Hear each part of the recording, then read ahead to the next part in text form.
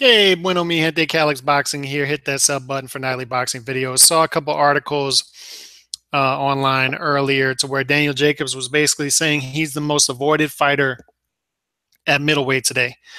Now let's sort of look into that to see if that's true.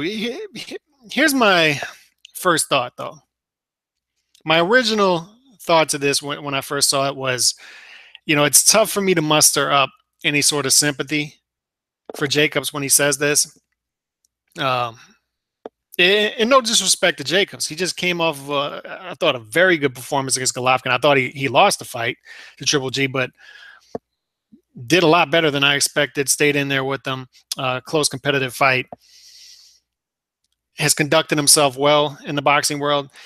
That being said, there was a couple years there where he was the guy sort of avoiding some guys in the division. Correct? I mean, he was staying away from Triple G. Some of the other fighters, they were padding his record. He was sort of hoarding a belt there. And they were carefully maneuvering his career. So it's tough for me when the shoe goes on the other foot to muster up any sort of empathy for him when he was sort of doing the same thing that he's accusing these other fighters of doing to him right now that he's coming off of a loss. Now, that being said, it was a tough loss. I mean, close fight against what many consider one of the top pound-for-pound fighters in the game, the boogeyman, Golovkin. And now he's looking at the landscape. Okay, Alvarez and Golovkin, the two top guys in the division, are about to face each other.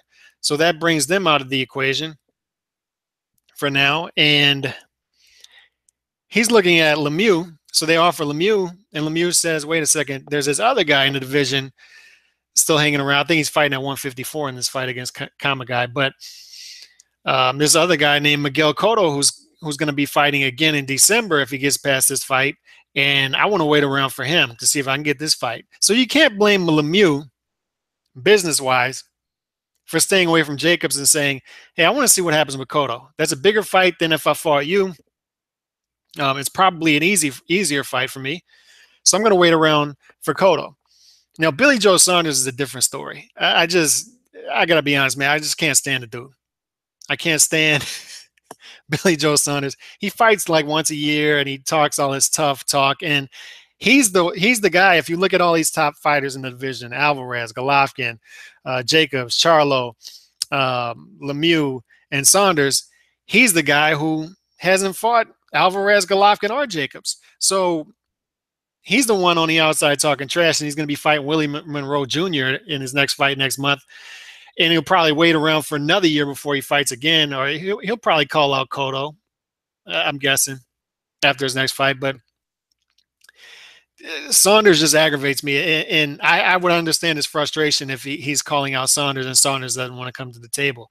That being said, once again, to my previous point, it's tough for me to muster up sympathy for him because he's guilty of the same things that he's accusing these other fighters of doing. I mean, it just is what it is. Now, Charlo called him out, one of the Charlo brothers, so I think he can get that fight at 160, and that'll draw some attention. It's a decent fight.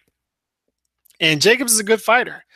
And also bring up this point. If he can't get the fights at 160, I heard a lot of people on here or around the boxing public when Martinez was complaining about not getting the big fights he wanted at 160, and even Cotto and Golovkin especially, when they couldn't get the fights they wanted at 160, I heard a chorus of people saying, move up to 168, move up to 168, move up to 168. There are fighters at 168 who would probably love to fight Danny Jacobs.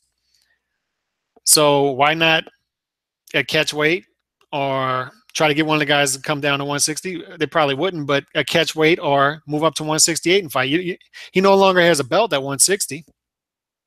So he's not like he'd have to vacate that belt. And even if he did go up to 168, I'm sure these sanctioning bodies would let him fight at 168 for one fight if he paid him some money. I don't know, but there are options.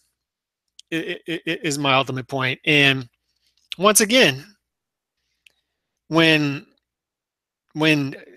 he was fighting other guys like the Sergio Moras of the world, the Truaxes, when Triple G was there. And a couple other guys were there at the top of the division who wanted to fight Danny Jacobs. Danny Jacobs said, "Hey, I'm just making business moves here. We're just making business moves." You heard Al Heyman. We're just making business moves here. These other guys are making business moves now. So I don't know. Maybe it's true that you're the most avoided fighter right now at 160 at this moment, since Canelo and Golovkin are fighting each other, and Lemieux is waiting around for Cotto. But that being said, you're guilty of a lot of things. These other fighters are guilty of right now. So tough for me to muster up that sympathy for Danny Jacobs. But hit me up. Let me know what y'all think about this and who you think he will fight in his next fight. Peace.